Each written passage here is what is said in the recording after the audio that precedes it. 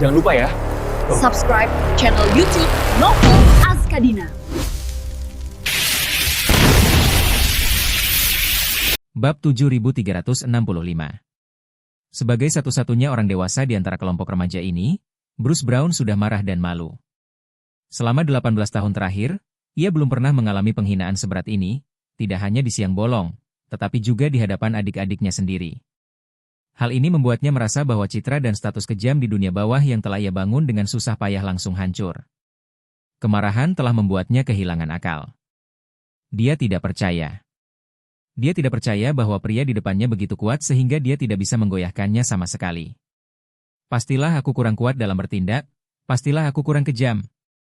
Memikirkan hal ini, dia menggertakkan giginya, mengerahkan seluruh kekuatannya, mengayunkan tongkat baseball lagi, dan menghantamkannya ke kepala Charlie. Kali ini, Bruce Brown telah memutuskan untuk membunuh Charlie. Ia tidak ingin pergi, mengingat konsekuensi dari pukulan ini. Ia hanya ingin menemukan pelampiasan amarahnya yang meluap-luap dan memulihkan citranya yang rusak. Anak-anak di dekatnya tercengang. Mereka semua pernah bermain bisbol dan tahu betapa merusaknya tongkat bisbol. Mereka juga tahu bahwa jika Bruce Brown memukul kepala orang normal dengan tongkat itu, pasti kepalanya akan retak, atau bahkan otaknya hancur. Bahkan jika Anda menggunakan tangan untuk menangkisnya, kemungkinan telapak tangan dan lengan Anda akan hancur berkeping-keping. Momentum kuat tongkat baseball dan desiran angin kencang langsung mengenai kepala Charlie. Kedua pemuda itu tak berani membuka mata. Mereka bahkan panik karena takut ada yang terbunuh. Meskipun dia tidak mendapat hukuman yang berarti selama beberapa kali dia mendatangi kantor polisi, jika dia terlibat dalam kasus pembunuhan, orang tuanya mungkin tidak akan melepaskannya begitu saja. Namun, yang tak terduga adalah Charlie hanya mengangkat tangannya sedikit dan menggenggam tongkat baseball itu erat-erat lagi. Meskipun ujung depan tongkat baseball itu hanya setengah sentimeter dari dahi Charlie, tongkat baseball itu tetap tidak melukai Charlie sama sekali. Bruce Brown tidak dapat memahaminya. Meskipun lengannya terasa sakit sekali hingga rasanya mau patah, ia tak repot-repot berteriak. Ia hanya menatap Charlie seolah-olah ia alien, dan seluruh tubuhnya linglung dan bingung. Charlie menyerahkan tongkat bisbol kepada Bruce Brown, menatapnya, dan berkata dengan dingin, "Jangan lagi menindas orang-orang jujur dan tak bersenjata itu. Kau harus selalu ingat kemarahanmu saat ini, ingat mentalitasmu yang nekat dan sembrono. Mulai hari ini, kau harus menggunakan mentalitas dan keadaanmu itu untuk menghadapi orang-orang terburuk, paling kejam, dan paling terkutuk di kota ini. Hanya dengan cara inilah kau bisa menggantikan mereka. Mengerti?" Saat berbicara, Charlie mencampurkan energi spiritual ke dalam suaranya, memberi Bruce Brown petunjuk psikologis yang kuat. Saran psikologis Charlie bagaikan sebuah merek yang terbakar jauh di dalam jiwanya oleh energi spiritual, yang tidak akan pernah bisa ia deteksi atau singkirkan sepanjang hidupnya. Alasan Charlie memberinya petunjuk psikologi seperti itu adalah untuk menghukumnya atas tindakannya dengan pepatah dari leluhur Tiongkok, yaitu, pelaku kejahatan akan dihukum oleh pelaku kejahatan. Remaja seperti Bruce Brown tidak memiliki kebaikan dalam jiwa mereka. Ia terlahir jahat, sama seperti remaja yang menghasut anak-anak lain untuk melompat dari gedung dan menipu anak-anak di bawah usia 10 tahun agar pulang ke rumah dan membunuh mereka. Meskipun aku tidak memberinya petunjuk psikologis apapun, dia sudah memutuskan untuk membunuhku. Ini membuktikan bahwa orang ini sudah busuk sampai ke akar-akarnya dan tak tertolong lagi. Alasan mengapa dia belum membunuh siapapun sampai sekarang bukan karena dia tidak cukup jahat, tetapi karena dia belum menemukan sesuatu yang membuatnya ingin membunuh. Jika dia menemukan hal seperti itu, dia akan membunuh tanpa ragu. Membiarkan orang seperti itu kembali ke masyarakat akan menjadi ancaman besar bagi masyarakat, tetapi Charlie menganggap dirinya seorang pria sejati dan tidak ingin serta tidak bersedia mengambil tindakan terhadap pemuda seperti itu. Memberikannya petunjuk psikologis dapat, di satu sisi, mencegahnya dari menindas orang jujur, dan di sisi lain, memungkinkannya memilih untuk melawan orang jahat sendirian. Jika ia menghukum orang jahat lainnya, bisa dianggap ia telah menebus dosanya. Jika ia dihukum oleh orang jahat lainnya, bisa dianggap ia pantas menerima kemalangan tersebut. Bagaimanapun, itu adalah hal yang baik. Alasan Charlie menggunakan kata-kata dan tindakan untuk memprovokasinya berulang kali adalah agar ia menemukan kondisi histeris itu sendiri. Jika ia belum pernah memasuki atau mengalami kondisi ini, mengandalkan sugesti psikologis akan sia-sia. Namun, beberapa lapis stimulasi progresif yang baru saja dialaminya telah membuatnya benar-benar merasakan keinginan untuk membunuh seseorang. Saat itu, ditambah dengan sugesti psikologis yang membuatnya melawan orang-orang terburuk, paling kejam, dan paling terkutuk, ia langsung menemukan kondisi itu. Seperti yang diduga, mata Bruce Brown memerah saat itu, dan tangannya terkepal sangat erat hingga pembuluh darah menonjol dari lengannya, ke leher, hingga ke dahinya. Dia menggertakkan giginya dan berkata dengan nada membunuh, "Aku mengerti." Charlie kemudian menunjuk Bruce Brown dan bertanya kepada anak-anak, "Apakah dia bos kalian?" Beberapa orang mengangguk karena panik. Charlie berkata dengan puas, "Bagus sekali, kamu harus ingat bahwa di satu sisi, kamu harus mendengarkan atasanmu dan menaati kata-katanya, dan di sisi lain, kamu juga harus belajar dari atasanmu dan menjadikannya teladan. Apakah kamu mengerti?" Beberapa orang langsung bersemangat dan berteriak, "Saya mengerti." Charlie tersenyum dan mengangguk, "Bagus sekali, akhirnya kalian semua ingat ini, kita belum pernah bertemu sebelumnya." 5 menit lagi, Bruce Brown akan mulai memikirkan siapa orang paling kejam dan jahat di blok ini, lalu mewujudkannya. "Mengerti?" Bruce Brown memimpin sekelompok adik laki-laki dan berkata lantang, "Berhasil." Charlie tersenyum, berbalik dan pergi tanpa mengatakan apapun lagi. Ketika Charlie kembali ke mobil, anak-anak muda ini masih berdiri di sana dengan linglung. Orville dan Isaac sama-sama bingung ketika melihatnya kembali. Orville, yang tidak sabar, tak kuasa menahan diri untuk bertanya, "Tuan Wade, bajingan itu memukulmu berkali-kali dengan tongkat baseball, kenapa kau tidak melakukan apapun padanya? Seharusnya dia sudah berusia di atas 18 tahun, kan?" Charlie tersenyum dan berkata, "Meskipun dia berusia 18 tahun, dia tetaplah seorang pemuda. Jika aku melawannya, apalagi aku bisa membunuhnya hanya dengan sedikit kekuatan, ini saja sudah akan menurunkan pangkatku. Tunggu saja, seseorang akan mengurusnya demi para korban itu." Petunjuk psikologis yang diberikan Charlie kepada Bruce Brown adalah perjalanan tanpa akhir untuk meningkatkan dan melawan monster. Sekalipun ia dapat membangun dan meningkatkan statusnya di area ini melalui beberapa kemenangan, masih akan ada tujuan yang lebih kuat di masa depan. Jadi, ini seperti menempatkan Bruce Brown dalam permainan judi di mana ia hanya bisa bertaruh penuh. Ia mungkin menang beberapa ronde, tetapi ia tidak bisa menang terus-menerus, dan ia hanya bisa kalah sekali. Bab 7366. Setelah pikirannya kosong selama 5 menit, pertanyaan pertama yang muncul di benak Bruce Brown yang muda dan energik adalah siapa di lingkungan ini yang lebih kejam dan jahat daripada dirinya. Dia sekarang berada dalam keadaan kemarahan ekstrim yang sama seperti sebelumnya, tetapi tidak ada Charlie sebagai target kemarahannya, jadi dia harus mencari lawan berikutnya. Tak lama kemudian, sebuah wajah muncul di benaknya. Nama pria itu Liam, orang yang paling ia takuti untuk ditemui di lingkungan ini. Liam 3 tahun lebih tua dari Bruce Brown, tetapi ia memasuki masyarakat jauh lebih awal. Di masa mudanya, ia juga seorang preman jalanan yang malas, sesekali merampok orang yang lewat atau toko swalayan kecil di jalan. Namun dalam 2 atau 3 tahun terakhir, Liam bergabung dengan geng kecil yang terkenal di blok terdekat dan menjadi anggota geng. Struktur geng di Australia sangat mirip dengan di Eropa dan Amerika Serikat. Meskipun struktur organisasi mereka tidak cukup ketat, hierarkinya sangat jelas. Di sebuah kota, geng yang paling kuat harus mengendalikan bisnis yang paling menguntungkan, seperti industri barang selundupan dan perjudian yang paling menguntungkan. Namun, geng terkuat sekalipun tidak dapat mendominasi dunia. Seringkali akan ada beberapa pemain dengan level yang sama yang membagi wilayah dan bersaing satu sama lain. Di daerah-daerah yang geng-geng papan atas enggan memperhatikan, ada juga sejumlah besar geng lainnya, seperti beberapa yang mencari nafkah dalam industri seks, dan yang lainnya yang mencari nafkah dengan pemerasan dan mengumpulkan biaya perlindungan. Lebih jauh lagi, ada geng-geng seperti yang dimiliki Liam. Mereka tidak memiliki industri yang benar-benar sistematis, jadi mereka bersembunyi di berbagai sudut dan memakan sisa-sisa makanan. Misalnya, geng teratas mendistribusikan barang selundupan ke beberapa distributor tingkat menengah, dan para distributor ini mengambil barang selundupan tersebut dan mencampurnya dengan banyak bahan kimia sebelum mengemasnya kembali menjadi versi eceran dari paket kecil berisi puluhan dolar, yang kemudian dijual kepada pengguna tingkat rendah. Versi eceran ini dijual di jalanan oleh geng-geng kecil di bawah. Ambil contoh metamfetamin, narkoba paling umum di Australia.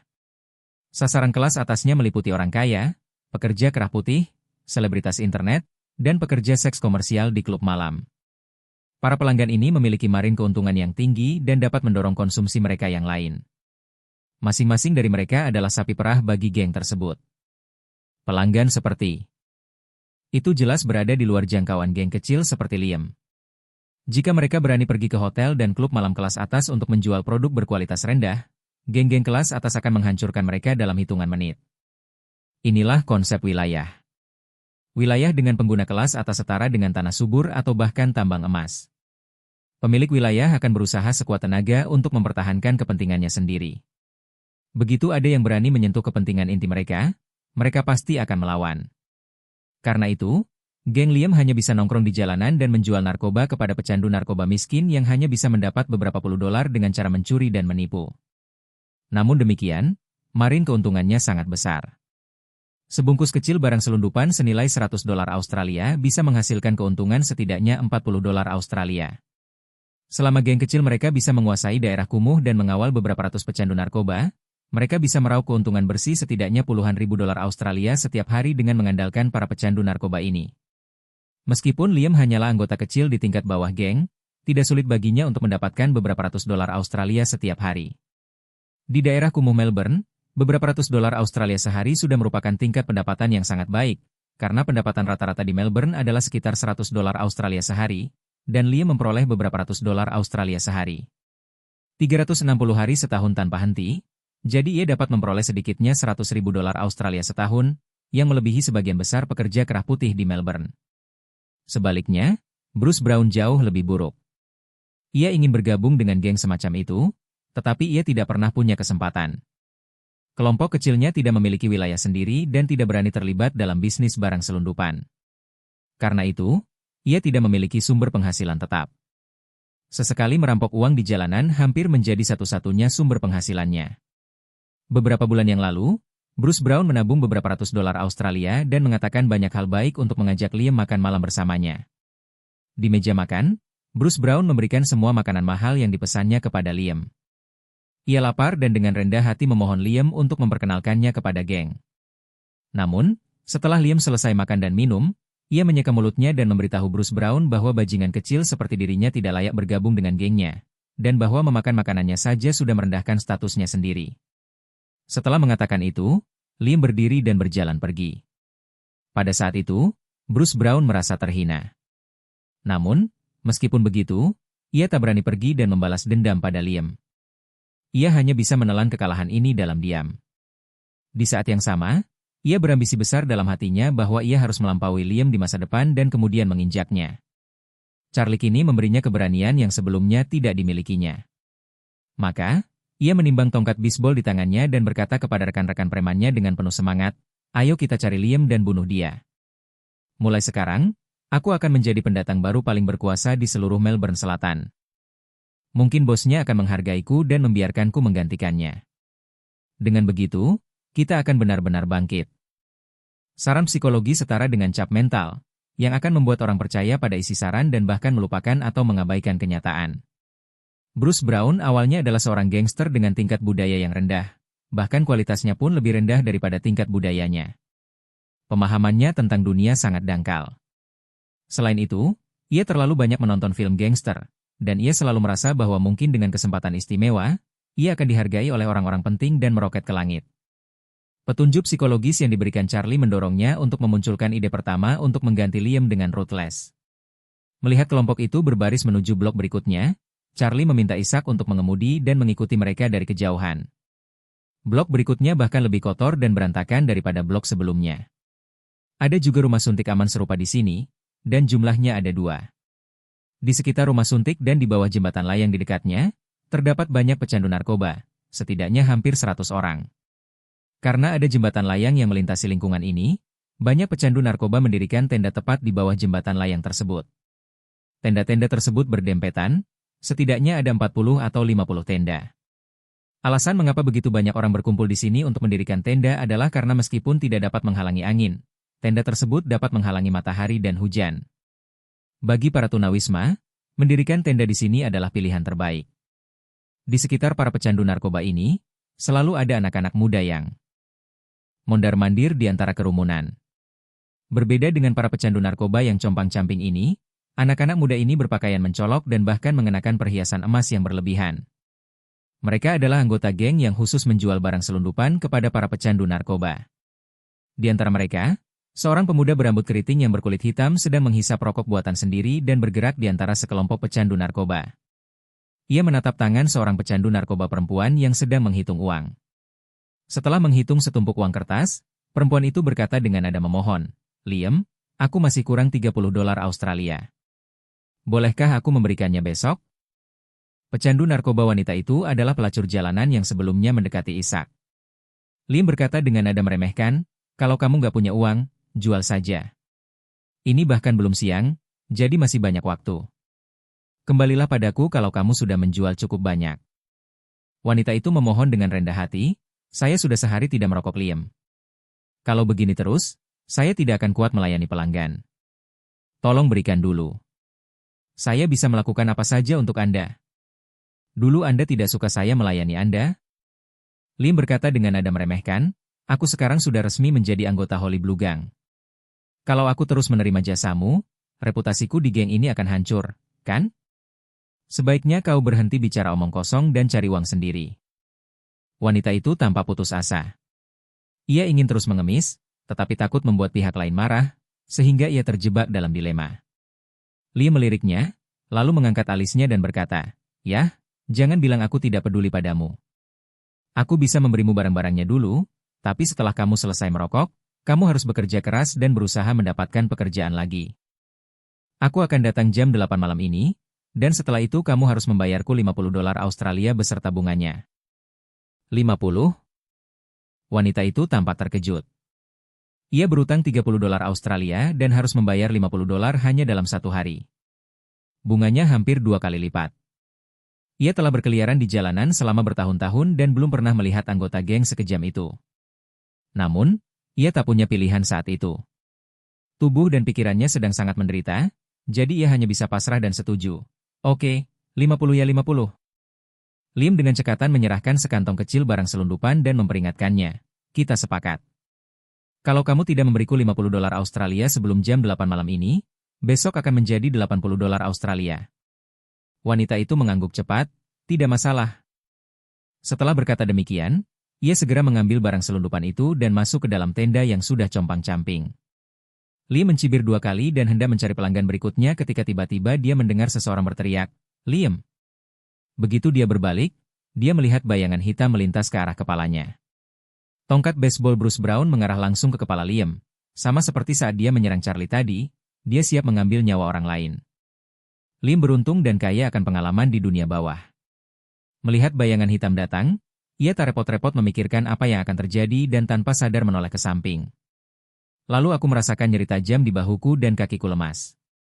Ternyata tongkat baseball itu melewati wajahnya dan mengenai bahunya secara langsung, sehingga bahu kanannya hancur berkeping-keping.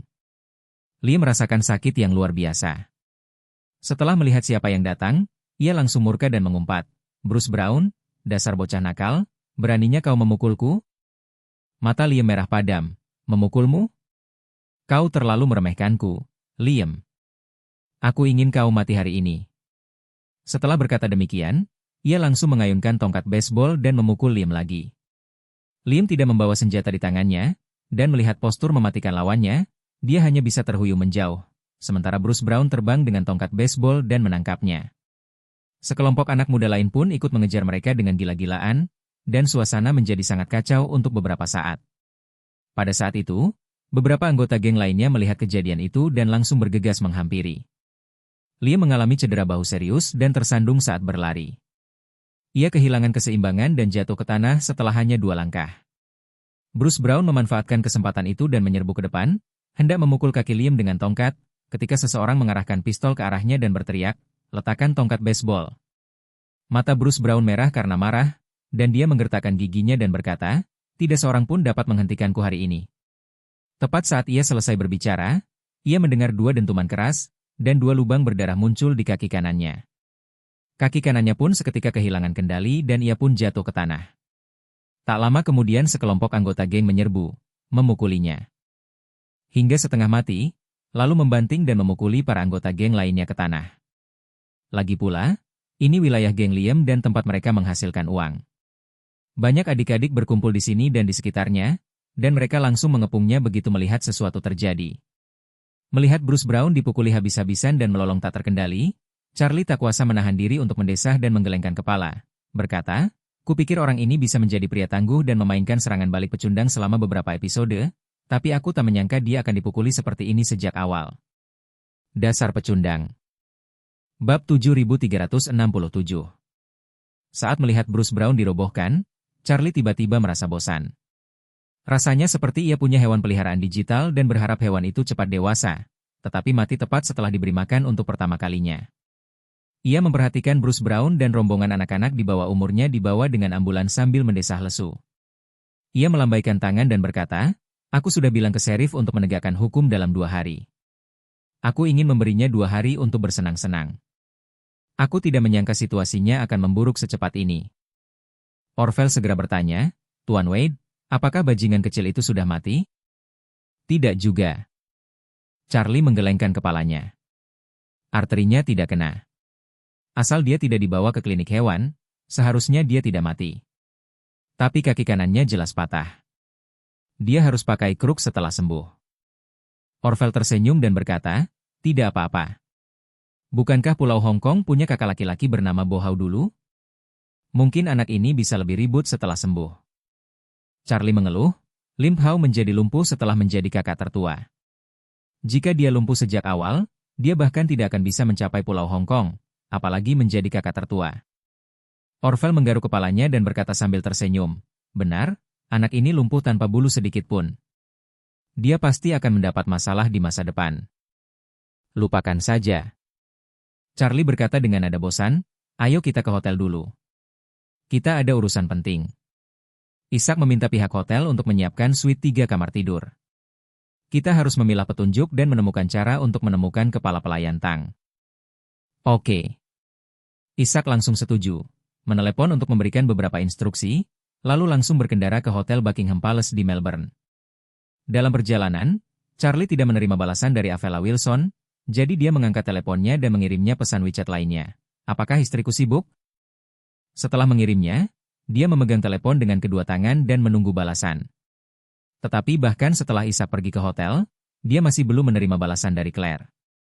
Charlie merasa sedikit gelisah. Claire belum pernah begitu lama tidak membalas pesan sebelumnya. Mungkinkah dia mengalami masalah? Maka, ia pun segera menelepon Avella Wilson. Namun yang tidak disangkanya adalah ponsel Avella Wilson menunjukkan bahwa ponselnya sedang di luar area layanan. Jantungnya berdebar kencang dan dia segera menelepon ayah mertuanya Jacob untuk mencari tahu apa yang terjadi. Tetapi dia tidak menyangka bahwa ponsel Jacob masih di luar area layanan. Dia menelepon ibu mertuanya Elaine Emma lagi, tetapi hasilnya sama saja. Charlie semakin gugup. Ia tidak mengerti mengapa Claire dan orang tuanya tiba-tiba kehilangan kontak. Maka, ia menelepon perusahaan Claire dan menjelaskan identitasnya. Petugas administrasi yang menjawab telepon berkata, "Halo, Tuan Wade, Tuan Wilson tidak masuk kerja hari ini."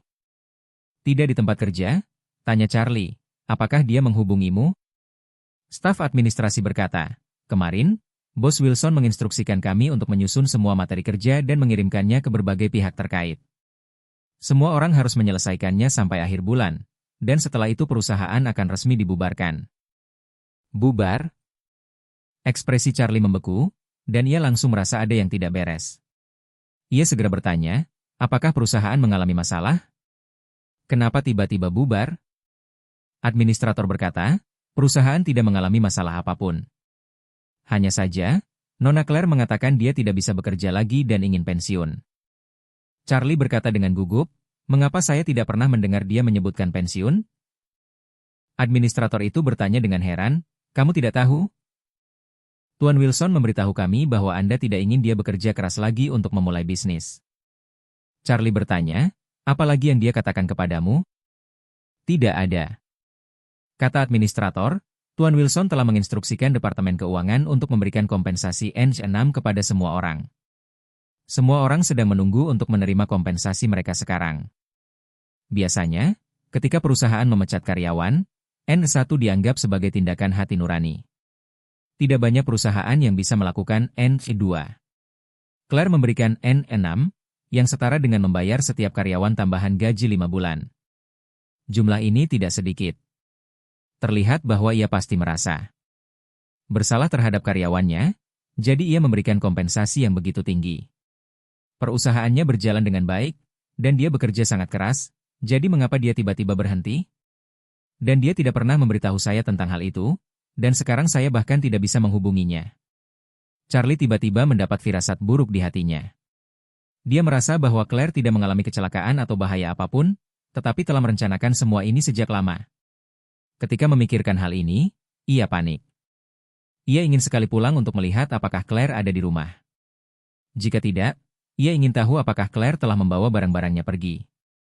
Namun, ia sekarang berada di Australia. Bahkan jika ia langsung menyewa pesawat kembali, akan memakan waktu setidaknya 10 jam untuk kembali ke Aurose Hill. Jadi, solusi pertama yang terlintas di benaknya adalah meminta bantuan Nanako Ito. Meskipun Nanako menghabiskan sebagian besar waktunya berlatih Taoisme di Hotel Pemandian Air Panas Champs-Élysées, ayahnya, Takehiko Ito, tinggal di apartemen Thomson One. Ia mungkin sedang berada di sana sekarang. Jika ia pergi ke rumah Takehiko untuk mencari tahu, ia bisa menemukan jawaban atas segalanya secepat mungkin. Meskipun Jemima Liu juga tinggal di Thomson Yipin, mereka sebenarnya tidak terlalu akrab. Lagi pula, Jemima Liu tidak memiliki keterampilan dan mungkin tidak memiliki kemampuan untuk menyelinap ke rumahnya. Nanako berbeda. Ia adalah seorang ahli bela diri dan telah berhasil mencapai pencerahan yang meningkatkan kekuatannya secara signifikan. Ini mudah baginya. Maka, ia langsung ingin menelepon Chai Chaizi. Tetapi setelah berpikir sejenak, ia memilih untuk mengirim pesan WeChat. Istrinya tiba-tiba menghilang secara terencana, dan ia bahkan tidak mengetahuinya dari awal hingga akhir. Ia tidak ingin Orvel dan Ishak mengetahui hal ini. Dia kemudian segera mengirim pesan teks kepada Nanako di WeChat, yang bunyinya, "Nanako, apakah kamu di kelas 1 Thomson?"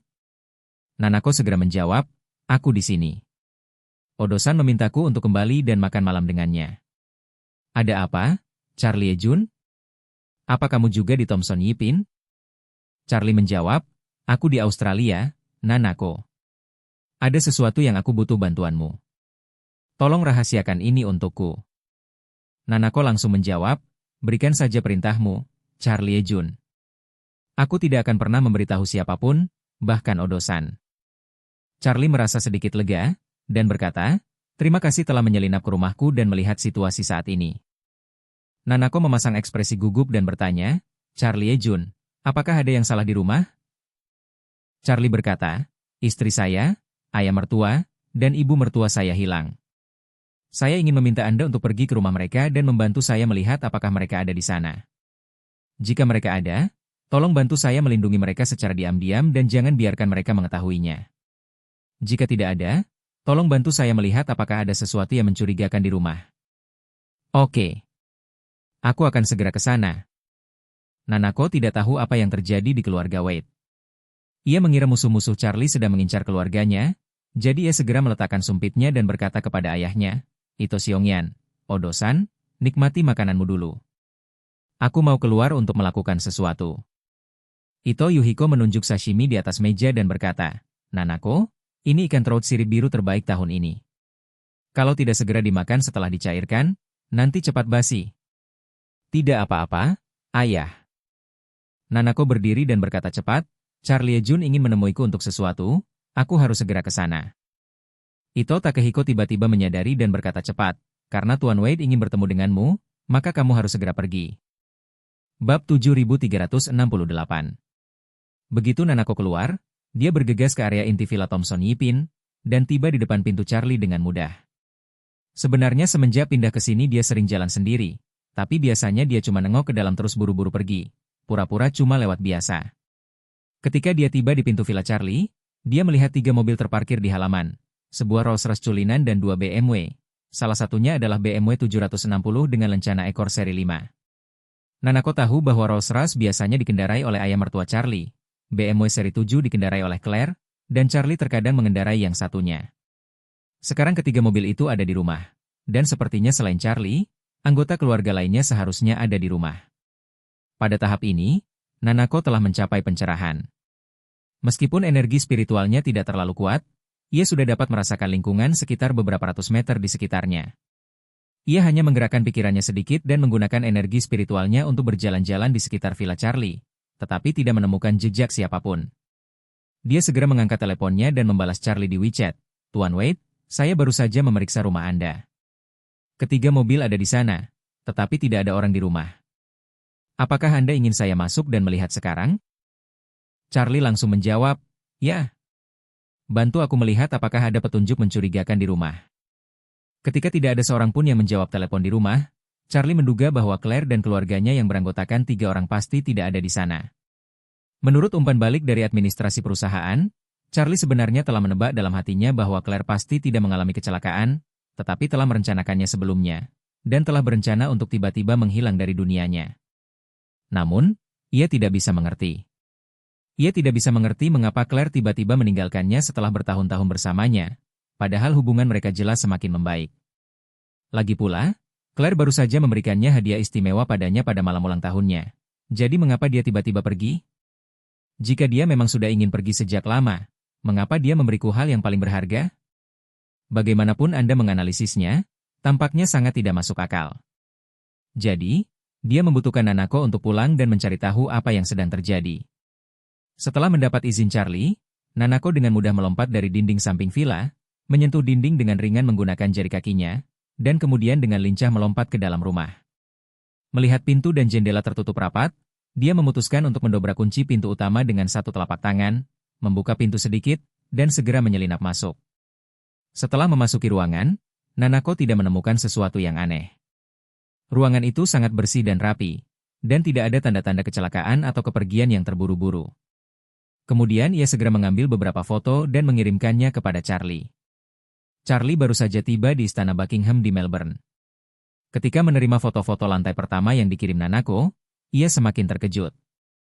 Memang tidak ada yang aneh dengan rumah di foto itu. Bahkan sandal Claire pun tertata rapi. Dia merasa tidak nyaman, jadi dia berkata kepada Isaac dan Orvel, "Kalian berdua kembali ke kamar dulu, nanti beritahu aku nomor kamarnya. Aku perlu menelepon di mobil." Isaac segera berkata dengan hormat, "Baiklah, Tuan. Saya akan mengirimkan nomor kamarnya nanti." Setelah mengatakan itu, dia mengedipkan mata pada Orvel, dan mereka berdua dengan cepat mendorong pintu dan keluar dari mobil. Hanya Charlie yang tersisa di dalam mobil. Ia segera mengirim panggilan video ke Nanako. Nanako segera menjawab panggilan tersebut dan berkata kepada Charlie, "Tuan Wade, saya sudah memeriksa lantai 1 rumah dan tidak menemukan masalah apapun. Apakah Anda ingin saya memeriksa kamera pengawas di luar?" Charlie berkata, "Nanako, naiklah ke kamarku dulu. Aku ingin melihat kondisi barang-barang pribadi istriku." Nanako bertanya kepadanya, "Tuan Wade, apakah pantas bagi saya untuk masuk? Lagi pula, ini kamar tidur Anda dan Nona Claire. Apakah ini akan mengganggu privasi Anda?" Charlie berkata, "Aku tidak perlu khawatir tentang itu sekarang. Masuk saja dan putar kameranya agar aku bisa melihat detail ruangannya." "Bagus." Melihat Charlie tidak malu-malu tentang hal itu, Chai Chaizi langsung setuju, dan kemudian di bawah perintah Charlie, dia datang ke kamar tidurnya dan Claire. Begitu memasuki kamar tidur, Charlie langsung menyadari ada yang tidak beres. Dibandingkan dengan area umum yang bersih dan rapi di lantai 1, kamar itu tampak jauh lebih berantakan. Banyak pakaian bertumpuk di tempat tidur, dan semuanya sangat berantakan. Pintu lemari pakaian terbuka lebar. Sebagian besar pakaian hanya digantung di satu sisi gantungan, dan banyak yang jatuh ke rak atau lantai. Jelas pakaian-pakaian itu terjatuh ketika pakaian lain sedang dikemas dengan tergesa-gesa. Nanako juga menyadari sesuatu yang tidak biasa dan bertanya dengan hati-hati, "Tuan Wade, bukankah Nona Claire sudah memberitahu Anda bahwa dia meninggalkan rumah?" Charlie menggelengkan kepalanya dan berkata dengan jujur, "Tidak, saya baru saja menelepon dia dan orang tuanya, tetapi teleponnya tidak bisa dihubungi. Saya sudah menelepon perusahaannya, tetapi orang-orang di perusahaannya mengatakan bahwa dia sudah berhenti bekerja." "Ini," kata Nanako tak percaya, "Charlie, bukankah hubungan kalian sangat baik? Kenapa Nona Claire pergi tanpa pamit?" Charlie berkata dengan kosong, "Aku juga tidak tahu, tapi pasti ada hal lain yang terjadi." Nanako melihat sekeliling ruangan dan tiba-tiba melihat sebuah sertifikat merah dan selembar kertas putih terlipat di meja samping tempat tidur. Ia mengamati dengan saksama dan menemukan bahwa sertifikat merah itu sebenarnya adalah surat nikah. Maka ia bergegas menghampiri, mengarahkan kamera ke surat nikah dan kertas putih terlipat itu, lalu berkata kepada Charlie, "Tuan Wade, lihat, apakah ini sesuatu yang ditinggalkan Nona Claire untuk Anda?" "Surat nikah?" Pupil mata Charlie langsung mengecil dan detak jantungnya pun meningkat cepat.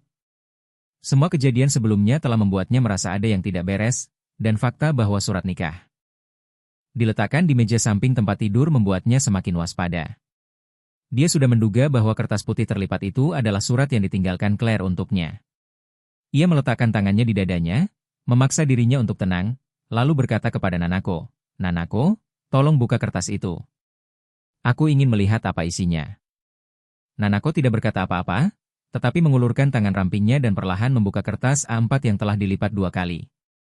Ketika Charlie melihat isi surat itu melalui layar video, dia tiba-tiba tersambar petir dan terdiam. Lalu, air mataku tak terkendali dan meledak. Surat itu ditulis oleh Claire.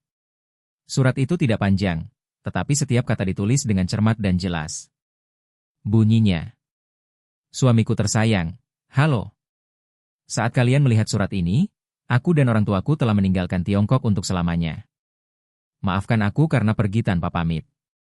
Charlie, saat aku mengetahui seluruh kisah hidupmu, aku tidak menyalahkanmu karena menyembunyikan identitasmu dariku selama bertahun-tahun.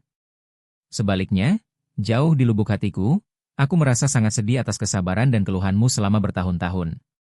Aku juga sangat tersentuh oleh bantuan dan perhatian yang telah kau berikan kepadaku dan keluargaku melalui berbagai cara dan saluran selama bertahun-tahun.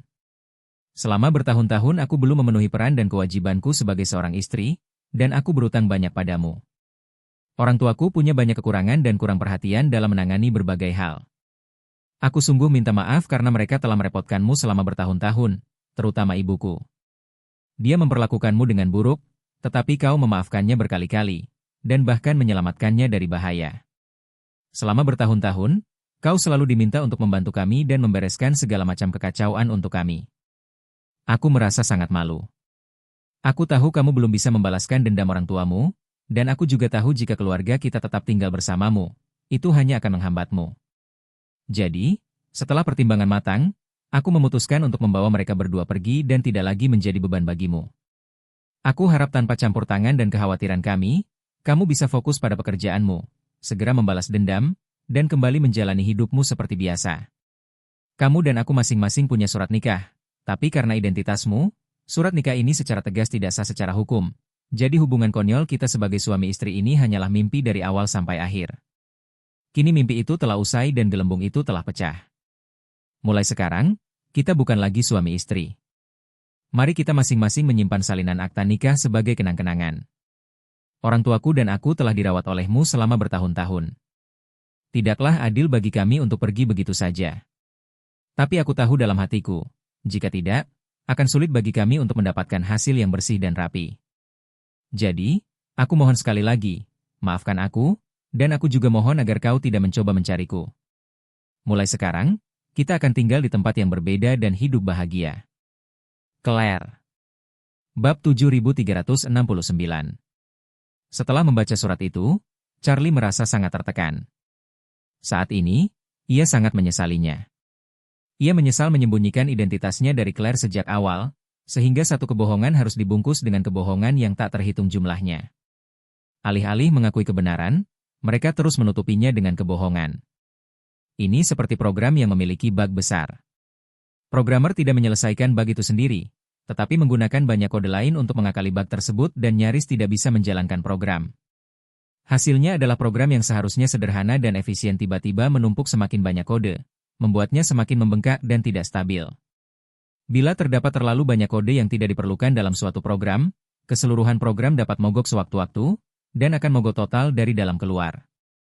Kesalahan Charlie persis sama dengan situasi ini. Kalau saja ia mengaku semua hal sebelum menikah dengan Avril Lavigne, mungkin Avril Lavigne akan merasa bahwa semua ucapannya itu hanya hayalan belaka, tetapi paling tidak ia akan merasa hati nuraninya tenang dan tidak perlu berbohong lagi nantinya. Setidaknya, aku harus memberitahu Claire semuanya begitu Stephen Tang menemukanku. Sekalipun Claire tidak percaya, aku masih punya saldo di rekening bankku dan Stephen Tang, kepala pelayan keluarga Wade, sebagai buktinya. Claire mungkin sulit menerimanya saat itu, tapi bagaimanapun juga, aku sudah jujur padanya, jadi dia seharusnya tidak meninggalkanku. Memikirkan hal ini, Charlie tidak dapat menahan tangisnya. Kemudian, dia bergumam pada dirinya sendiri, Stephen Tang? Pelayan Tang? Ketika dia berkata demikian, seluruh tubuhnya langsung tegak seperti tersengat listrik, pikiran dan hatinya terkejut. Banyak sekali tanda tanya yang muncul dalam pikirannya. Pertama-tama, bagaimana Claire tahu identitasnya? Kedua, bahkan jika Claire mengetahui identitasnya. Sebagai tuan muda keluarga Wade, bagaimana dia bisa tahu bahwa dia masih menyimpan dendam mendalam? Sekali lagi, Pasti ada seseorang yang mengenal Claire dengan baik dan menceritakan semua ini kepadanya. Siapakah orang ini? Apakah Stephen Tang? Di samping itu, siapa yang diam-diam mendorong Claire untuk membuat rencana dan tindakan untuk meninggalkannya? Mengapa Stephen Tang menghilang begitu lama dan tiba-tiba muncul di Australia? Mengapa informasi tentang Stephen Tang yang diserang di Australia bisa sampai kepadanya melalui Claire? Mengapa Claire pergi tepat setelah saya tiba di Australia? Pertanyaan-pertanyaan itu menyerbu ke dalam lautan kesadarannya bagai banjir, mengusik pikirannya namun juga menghanyutkan keraguan dalam hatinya. Tanah yang menutupi permukaan inti tersapu oleh banjir pikiran ini, dan hakikatnya pun segera terungkap. Charlie tahu bahwa semua ini pasti telah dimanipulasi secara diam-diam oleh Stephen Tang. Dia pasti telah memberitahu Claire identitasnya. Dia pasti telah memberitahu Claire bahwa dia memiliki perseteruan darah yang mendalam. Dia pasti telah membujuk Claire untuk meninggalkannya sehingga dia bisa fokus berurusan dengan masyarakat Warriors Den. Dia pastilah orang yang terlibat dan sengaja membiarkan dirinya dirampok oleh para remaja di Australia. Membiarkan Claire bekerja sama dan berpura-pura itu adalah kecelakaan sehingga dia bisa melihatnya. Pasti dialah yang setelah berangkat ke Australia, segera mengatur agar Claire dan orang tuanya meninggalkan Aurose Hill, dan bahkan meninggalkan Tiongkok. Charlie tidak mengerti. Ia hanya bisa menggeram. Stephen Tang, kepala pelayan Tang, kenapa? Selama beberapa tahun terakhir, aku menghormati kalian seperti ayah, dan kalian mencintaiku seperti anak. Kenapa kalian pergi diam-diam? Tidak apa-apa kalau kalian pergi diam-diam, tapi kenapa kalian membiarkan Claire meninggalkanku? Kenapa? Nanako melihat Charlie menangis, matanya merah seperti darah, dan sangat kesakitan melalui video, dan hatinya terasa sakit. Dia cerdas dan sudah menebak seluruh ceritanya. Melihat Charlie kehilangan kendali, dia segera berbicara untuk menghiburnya. Tolong jangan marah, Tuan Wade. Butler Tang melakukan ini demi kebaikan Anda sendiri. Demi kebaikanku sendiri. Charlie bertanya tanpa sadar. Demi kebaikanku sendiri, kau ingin memisahkan aku dan istriku. Bagaimana ini bisa dianggap demi kebaikanku sendiri? Nanako berkata lembut, tapi Charlie Jun, kau menghadapi raksasa dengan sejarah ratusan tahun. Analisislah dengan tenang. Keluarga Nona Claire tidak hanya tidak bisa membantumu sama sekali, tetapi mereka juga akan menjadi titik lemahmu, memberi musuhmu kesempatan untuk mengeksploitasi. Bahkan kakek nenekmu, sekuat apapun mereka, telah berkali-kali lolos dari cengkeraman musuh. Jika musuh mengetahui keberadaan keluarga Nona Claire di masa depan, bagaimana kau bisa melindungi mereka?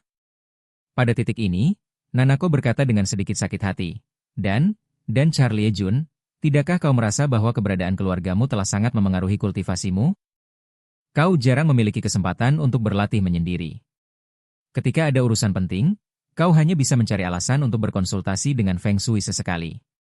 Sejujurnya, dengan keadaan seperti ini, akan sulit bagi Charlie Jun untuk memiliki kemampuan bersaing dengan perkumpulan Warriors Den dalam waktu singkat. Charlie langsung terdiam mendengar perkataan Nanako. Dia bukan orang bodoh, juga bukan idiot yang bertindak impulsif. Dia tahu apa yang dikatakan Nanako itu benar. Jika masyarakat Warriors Den memperoleh identitas dan informasinya di masa mendatang, keluarga Claire yang beranggotakan 3 orang akan menjadi target terbesar kedua setelah dirinya. Ia juga tahu bahwa situasi keluarga yang istimewa telah sangat memengaruhi kultivasinya. Entah itu cincin pemberian Maria Lynn atau sidik jari yang muncul di Aurora Nordic, hal itu masih menjadi misteri baginya karena ia tidak pernah menemukan waktu untuk benar-benar berkonsentrasi pada retretnya. Dia mengerti prinsipnya, tetapi rasa sakit perpisahan itu nyata. Dia adalah istrinya selama 6 tahun.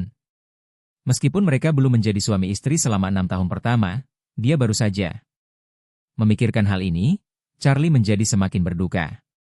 Ia tersedak dan mendesah, Claire jelas sudah lama bersiap meninggalkanku, tapi dia bersikeras menghabiskan sisa hari ulang tahunku bersamaku, dan bahkan menyerahkan dirinya kepadaku di hari itu. Lagi pula, karena dia tahu identitasku, dia pasti tahu tentang pertunanganku dengan Sarah. Meski begitu, dia tetap menemaniku ke East Cliff untuk menonton konser terakhir Sarah. Dan aku bahkan tidak sempat memberitahunya identitas asliku secara langsung. Charlie tiba-tiba merasa berutang terlalu banyak pada Claire. Saat ini, hanya ada satu pikiran di benaknya, yaitu menemukan Claire, mengakui segalanya, dan menceritakan semua rahasianya. Jika Claire bersedia menerima dirinya yang sebenarnya, mereka akan bersama. Jika Claire tidak bisa memaafkannya dan tidak mau menyesalinya, Charlie juga akan mendengar jawabannya secara langsung. Tapi bagaimana cara menemukan Claire? Ia segera menghapus air matanya dan berkata kepada Nanako, "Nanako, tolong hubungi Ruoli untukku." Keluarga Hi telah melayani keluarga Su selama bertahun-tahun dan sangat berpengalaman. Mintalah dia dan keluarga Hi untuk membantuku menyelidiki keberadaan Claire. Ayo kita mulai sekarang dan kita harus memanfaatkan setiap menitnya. Nanako berkata tanpa ragu, "Baiklah Charlie Jun, aku akan memberitahu Ruoli sekarang, apakah ada hal lain yang perlu aku lakukan?"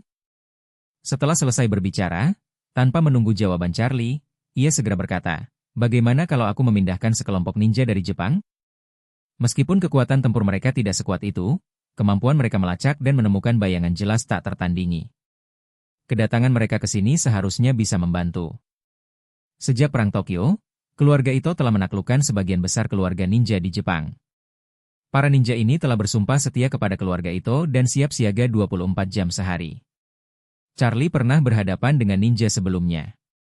Seperti yang dikatakan Ito Nanako, meskipun ninja-ninja ini tidak terlalu kuat, mereka memiliki kemampuan pelacakan dan anti-pelacakan kelas 1, serta kemampuan penyembunyian kelas 1. Prajurit biasa mungkin lebih kuat daripada ninja, tetapi jika seorang ninja bertekad untuk bersembunyi dan tidak ketahuan, bahkan prajurit yang jauh lebih kuat darinya mungkin tidak akan dapat menemukannya, kecuali seorang kultivator seperti dirinya dapat menggunakan persepsi spiritual untuk membuat ninja tersebut tidak dapat bersembunyi. Karena Stephen Tang telah merencanakannya sebelumnya, rute keberangkatan Claire pasti membingungkan, dan ninja itu mungkin sangat berguna. Maka, ia berterima kasih padanya. "Terima kasih, Nanako. Tolong bersusah payah mengatur kedatangan ninja Jepang. Tapi, kau harus memberitahu mereka bahwa setelah mereka tiba di Tiongkok, mereka tidak boleh membuat masalah atau insiden apapun, dan harus memfokuskan seluruh perhatian mereka untuk menemukan orang." "Tidak masalah, Charlie Jun," kata Nanako cepat, "kau tidak perlu bersikap sopan padaku, Charlie Jun." Bukan hanya para ninja itu, tapi selama Charlie Jun mengucapkan sepatah kata pun, seluruh keluarga Ito, dari atas sampai bawah, akan mematuhi perintahmu. Charlie tersentuh, tetapi ia tidak terus berterima kasih.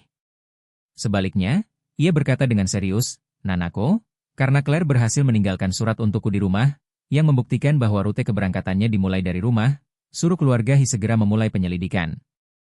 Ketika ninja kalian datang, suruh mereka menemui Ruoli dan untuk sementara mematuhi perintah Ruoli." Charlie telah merasakan kemampuan Ruoli Su. Di usia semuda itu, ia mampu memimpin sejumlah besar petinggi keluarga Su untuk menyeberang ke Jepang dan menghabisi keluarga Matsumoto. Seandainya ia tidak bertemu saya, ia pasti bisa mengungsi dengan lancar dan menyelesaikan misi dengan sempurna. Membiarkannya memimpin operasi sama sekali tidak akan menjadi masalah. Nanako tentu saja tidak keberatan dan langsung berkata, "Tidak masalah, Charlie Jun, aku akan menyuruh mereka bersiap sekarang dan bergegas ke Tiongkok sebelum gelap." Charlie berkata, "Terima kasih atas kerja kerasmu, Nanako." Nanako bertanya, "Kapan Charlie Jun berencana kembali?" Charlie berkata, "Aku ingin kembali secepat mungkin, tapi Butler Tang terakhir terlihat di Australia. Dia seharusnya masih di Australia saat ini. Aku ingin mencoba menemukannya. Lagi pula, dia adalah mata rantai terpenting. Jika aku tidak menemukannya, aku tidak akan pernah tahu rahasia apa lagi yang dia miliki."